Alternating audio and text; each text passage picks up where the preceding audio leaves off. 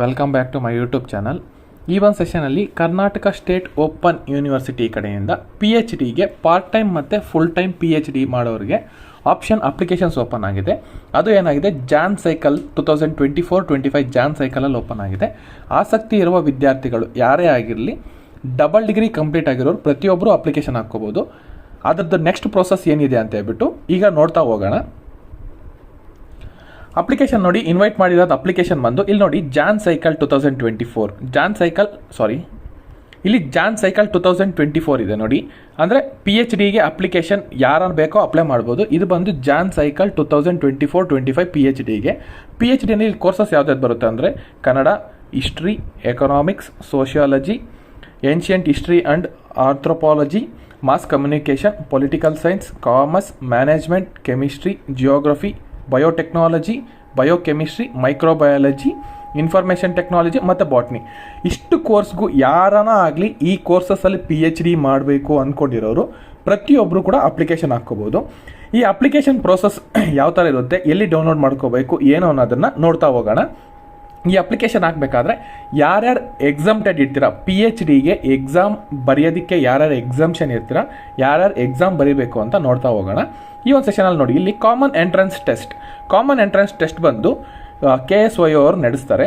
ಇದರಲ್ಲಿ ಏನಾಗಿರುತ್ತೆ, eligible candidate shell appear for the common entrance test. ಅಂದರೆ ಅಪ್ಲಿಕೇಶನ್ ಹಾಕಿ ಅದರಲ್ಲಿ ಎಲಿಜಿಬಲ್ ಯಾರು ಪಡೆದಿರ್ತಾರೋ ಎಲ್ಲರೂ ಅಪ್ಲಿಕೇಶನ್ ಎಕ್ಸಾಮ್ ಬರೀಬೋದು. ಇನ್ನೊಂದು ಆಪ್ಷನ್ ಏನಿದೆ ಅಂದರೆ ನೋಡಿ, candidates who have qualified UGC, CSIR, GRF test, NEET, GATE, GRE, MPhil ಅವ್ರಿಗೂ ಅಂದರೆ ಈ ಕೋರ್ಸಸ್ ಯಾರ್ಯಾರು ಅಂದರೆ ಈ ಎಕ್ಸಾಮ್ಸ್ನ ಯಾರ್ಯಾರು ಕ್ಲಿಯರ್ ಮಾಡಿದಿರೋ ಅವ್ರೇನು ಹೇಳ್ತಾರೆ, ಎಕ್ಸಾಮ್ನಿಂದ ಎಕ್ಸಾಮ್ಷನ್ ಇರುತ್ತೆ.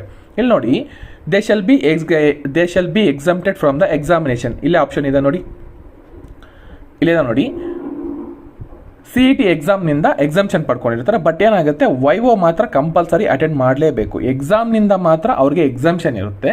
ಬಟ್ ಏನಂದರೆ 100% ವೈವೋನ ಅಟೆಂಡ್ ಮಾಡಲೇಬೇಕಾಗುತ್ತೆ. ಅದಾದಮೇಲೆ ಏನಾಗಿದೆ, ಇಲ್ಲಿ ಬಂದವಾಗ ಎಕ್ಸಾಮ್ ಎಂಟ್ರೆನ್ಸ್ ಟೆಸ್ಟ್ ಎಲ್ಲಿರುತ್ತೆ ಅಂದರೆ ಮಾನಸ ಗಂಗೋತ್ರಿ, ಮೈಸೂರಲ್ಲಿರುತ್ತೆ ನೋಡಿ. Exam centre for common entrance test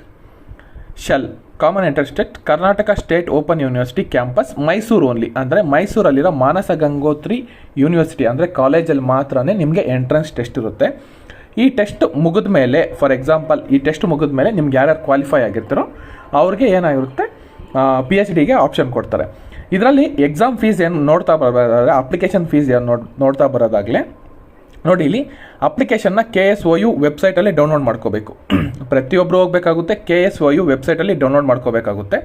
ಅದಾದಮೇಲೆ ಏನಾಗಿರುತ್ತೆ, ಆನ್ಲೈನ್ ಪೇಮೆಂಟ್ ಮಾಡಬೇಕು. ಏನು, 2000 ಫಾರ್ OBC ಅಂದರೆ OBC ಕ್ಯಾಸ್ಟು GM ಯಾರ್ಯಾರು ಇರ್ತಾರೋ 2000 ಪೇ ಮಾಡಬೇಕಾಗುತ್ತೆ ನೋಡಿ. ಅದಾದಮೇಲೆ 1000 ರೂಪೀಸ್ ಏನು ಬರುತ್ತೆ, SC ST ಕ್ಯಾಟಗಿರಿ 1 ಅವರಿಗೆ ಬರುತ್ತೆ. ಇದಾದಮೇಲೆ ಏನಾಗುತ್ತೆ, application process free through KSYO admission ಪೋರ್ಟಲಲ್ಲೇ ನೀವು ಅಪ್ಲಿಕೇಶನ್ ಹಾಕ್ಕೋಬೇಕಾಗುತ್ತೆ. ಇದು ಅಪ್ಲಿಕೇಶನ್ ಹಾಕಿದ್ಮೇಲೆ ಏನಾಗಿರುತ್ತೆ, ನೀವು ಬೈ ಮೆನ್ ಅಂದರೆ ನೀವೇ ಸ್ವಂತ ಹೋಗ್ಬಿಟ್ಟಾಗಲಿ ಡಾಕ್ಯುಮೆಂಟ್ನ ಏನು ಮಾಡಬೇಕಾಗುತ್ತೆ, ಸಬ್ಮಿಟ್ ಮಾಡಬೇಕಾಗುತ್ತೆ. ಒಂದು ನೀವು ಸ್ವಂತ ಹೋಗಿ ಸಬ್ಮಿಟ್ ಮಾಡ್ಬೋದು, ಇಲ್ಲಾಂದರೆ ಪೋಸ್ಟ್ ಮುಖಾಂತರ ಕಳಿಸ್ಬೋದು. ಪೋಸ್ಟ್ ಮುಖಾಂತರ ಕಳಿಸ್ಬೇಕಾದ್ರೆ ನೋಡಿ, ಇಲ್ಲಿ ಟು ಚೇರ್ಮನ್, ಇಲ್ಲಿದೆಲ್ಲ address, to chairman, department of studies and research in Manasa Gangotri, Mysuru 57006. ಈ ಒಂದು ಪೋಸ್ಟಲ್ ಅಡ್ರೆಸ್ಗೆ ನೀವೇನು ಮಾಡಬೇಕಾಗುತ್ತೆ, ನಿಮ್ಮ ಅಪ್ಲಿಕೇಶನ್ನ ಅದೇನಾಗಿರುತ್ತೆ, ಅಪ್ಲಿಕೇಶನಲ್ಲಿ ಏನೇನಿರುತ್ತೆ, submit along with attested documents ಅಂತಿದೆ ನೋಡಿ. ನೀವು ಏನೇನು documents duly filled, application fill ಮಾಡಬೇಕಾದ್ರೆ ಏನೇನು ಫಿಲ್ ಮಾಡಿರ್ತೀರೋ ಅದರಲ್ಲಿ, for example Aadhaar card number ಹಾಕಿರ್ತೀರ, SLC ಮಾರ್ಕ್ಸ್ ಕಾರ್ಡ್ ಹಾಕಿರ್ತೀರ, ಡಿಗ್ರಿ ಮಾರ್ಕ್ಸ್ ಕಾರ್ಡ್ಸ್ ಹಾಕಿರ್ತೀರ. ಮತ್ತು ಏನಾಗಿರುತ್ತೆ, ಡಬಲ್ ಡಿಗ್ರಿನಲ್ಲಿ ನೀವು ಎಷ್ಟು ಕ್ವಾಲಿಫೈ ಮಾಡಿದ್ದೀರಾ, ಏನು ಡಬಲ್ ಡಿಗ್ರಿನಲ್ಲಿ ಯಾವ್ದು ತೊಗೊಂಡಿದ್ದೀರಾ, ಕಾಮರ್ಸ್ ತೊಗೊಂಡಿದ್ದೀರಾ, ಸೈನ್ಸ್ ತೊಗೊಂಡಿದ್ದೀರಾ, ಯಾವುದು ಅಂತ ಇರುತ್ತಲ್ಲ, ಅದರಲ್ಲಿ ಏನು ಮಾಡಬೇಕಾಗುತ್ತೆ, ನೀವು ಅದನ್ನು ಜೆರಾಕ್ಸ್ ಮಾಡಿಕೊಂಡು ಅದರಲ್ಲಿ ಅಟೆಸ್ಟೆಡ್ ಮಾಡಿಸಿ ಕೊಡಬೇಕಾಗುತ್ತೆ. ಅಟೆಸ್ಟೆಡ್ ಮಾಡಿಸಿ ನೀವು ಇದಕ್ಕೆ ಪೋಸ್ಟಲ್ ಅಡ್ರೆಸ್ಗೆ ನೀವು ಪೋಸ್ಟ್ ಮಾಡಬೇಕಾಗಿರುತ್ತೆ. ಇಷ್ಟಾದಮೇಲೆ ನೆಕ್ಸ್ಟ್ ಏನಿರುತ್ತೆ ಅಂದರೆ, ನಿಮಗೆ ಯಾವಾಗ ಅಪ್ಲಿಕೇಶನ್ ಓಪನ್ ಆಗುತ್ತೆ, ಯಾವಾಗ ಕ್ಲೋಸ್ ಆಗುತ್ತೆ, ಏನು ಅನ್ನೋದನ್ನು ನಾವು ನೋಡ್ತಾ ಹೋಗೋಣ. ಈಗ ಇಲ್ಲೇನಾಗುತ್ತೆ ನೋಡಿ, PhD ಅಪ್ಲಿಕೇಶನ್ಸ್ ನೋಡಿ. ಅಪ್ಲಿಕೇಶನ್ ಏನಂದರೆ, PhD ಅಪ್ಲಿಕೇಶನ್ಸ್ ಏನಾಗಿದೆ ಅಂದರೆ 13/3/2025ಕ್ಕೆ ಅಪ್ಲಿಕೇಶನ್ ಸ್ಟಾರ್ಟ್ ಆಗಿದೆ. ಈಗ ಅಪ್ಲಿಕೇಶನ್ ಆನ್ಲೈನ್ ರನ್ನಿಂಗಲ್ಲಿ ಇದೆ. ಇದು ಲಾಸ್ಟ್ ಡೇಟ್ ಬಂದು ಏನಾಗಿದೆ ಅಂದರೆ 1/4/2025 ಅಂದರೆ ನೆಕ್ಸ್ಟ್ ತಿಂಗಳು 1ನೇ ತಾರೀಕು, ಏಪ್ರಿಲ್ 1ನೇ ತಾರೀಕು 2025ಗೆ ಈ ಅಪ್ಲಿಕೇಶನ್ ಕ್ಲೋಸ್ ಆಗುತ್ತೆ. ಒಂದು ವೇಳೆ ಅಪ್ಲಿಕೇಶನ್ ಕರೆಕ್ಟ್ ಟೈಮ್ಗೆ ಸಬ್ಮಿಟ್ ಮಾಡೋಕ್ಕಾಗಿಲ್ಲ, ಫಾರ್ ಎಕ್ಸಾಂಪಲ್ ಹಾಕೋಕ್ಕಾಗಿಲ್ಲ ಅಂದರೆ ಅವ್ರಿಗೇನಾಗಿದೆ ಪೆನಾಲ್ಟಿ ಇದೆ ನೋಡಿ. 500 ರೂಪೀಸ್ ಪೆನಾಲ್ಟಿ ಕಟ್ಬಿಟ್ಟು ಏನು ಮಾಡ್ತೀರಾ, 9/4/2025 ಅಂದರೆ 9/4/2025 ಏಪ್ರಿಲ್ 9ನೇ ತಾರೀಕುವರೆಗೂ ನೀವು ಫೈನ್ ಬಂದು 500 ರೂಪೀಸ್ ಇರುತ್ತೆ. ಫಾರ್ ಎಕ್ಸಾಂಪಲ್ OBC ಆದರೆ ಏನಾಗಿರುತ್ತೆ 2000 ಇಲ್ಲಿದೆ ನೋಡಿ ಅಮೌಂಟು, ಈ 2000 ಅಮೌಂಟ್ಗೆ 500 ರೂಪೀಸ್ ಆ್ಯಡ್ ಆಗುತ್ತೆ. For example SC ST category 1 ಆಗಿದ್ದರೆ 1000 ರೂಪೀಸ್ಗೆ ಪ್ಲಸ್ ಅಲ್ಲೇನಾಗಿರುತ್ತೆ ಇನ್ನೊಂದು 500 ರೂಪೀಸ್ ಎಕ್ಸ್ಟ್ರಾ ಆ್ಯಡ್ ಆಗಿರುತ್ತೆ. ಅದನ್ನು ನೀವು ಅಷ್ಟು ಪೇ ಮಾಡಿಬಿಟ್ಟು ಕೊಡಬೇಕು. ನೋಡಿ ಕಾಮನ್ ಎಂಟ್ರೆನ್ಸ್ ಡೇಟ್ ಯಾವಾಗಿದೆ ಅಂದರೆ 27/4/2024 ಅಂದರೆ ಈ ಡೇಟ್ನ ಚೇಂಜ್ ಆಗ್ಬೋದು ಆಗದೆ ಇರ್ಬೋದು. ಏನಂದರೆ ಅವ್ರು ಇಂಪಾರ್ಟೆಂಟ್ ಡೇಟ್ಸ್ ಅಂತ ಕೊಟ್ಟಿದ್ದಾರೆ. ಫಾರ್ ಎಕ್ಸಾಂಪಲ್ ಯಾವುದನ್ನ ಅಪ್ಲಿಕೇಶನ್ ಏನಾರ ಎಕ್ಸ್ಟೆಂಡ್ ಆಯಿತು ಅಂದರೆ ಈ ಡೇಟ್ಸ್ ಚೇಂಜ್ ಆಗ್ಬೋದು, ಇಲ್ಲ ಅಂದರೆ ಆ ಡೇಟ್ಸ್ನ ಫಿಕ್ಸ್ ಮಾಡಿರ್ಬೋದು. ಅಂದರೆ ಮ್ಯಾಂಡೇಟ್ರಿ ಆ ರೇಂಜಲ್ಲಿ ಇರುತ್ತೆ ಅಂತ ಸ್ವಲ್ಪ ಥಿಂಕ್ ಮಾಡ್ಕೊಳ್ಳಿ. ಎಕ್ಸಾಮ್ ಡೇಟ್ ಏನಾಗಿದೆ ಅಂದರೆ 27/4/2025 ಇರುತ್ತೆ. ರಿಸಲ್ಟ್ ಬಂದಿದೆ ಏನಿರುತ್ತೆ 5/5/2025 ಅಂದರೆ ಮೇ 5ನೇ ತಾರೀಕು ನಿಮಗೆ ರಿಸಲ್ಟ್ ಬರೋ ಚಾನ್ಸಸ್ ಇರುತ್ತೆ.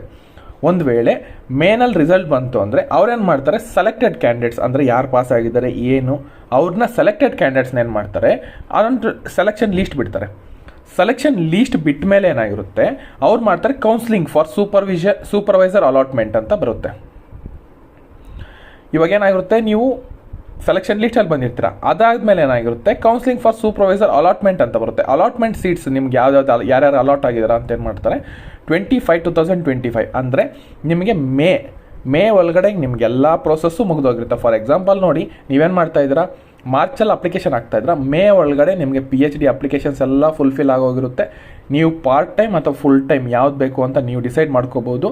ಪಾರ್ಟ್ ಟೈಮ್ ಅಥವಾ ಫುಲ್ ಟೈಮ್ ಮಾಡ್ಕೋಬೋದು. ಇದರಲ್ಲಿ ಏನಾಗಿದೆ GRF ನೆಟ್ಟು ಸ್ಲೆಟ್ಟು ಯಾರನ್ನ ಕ್ಲಿಯರ್ ಮಾಡಿದರೆ ಅವ್ರಿಗೆಲ್ಲ ಏನಾಗಿದೆ ಎಕ್ಸಾಮ್ನಿಂದ ಎಕ್ಸಾಮ್ಷನ್ ಇದೆ.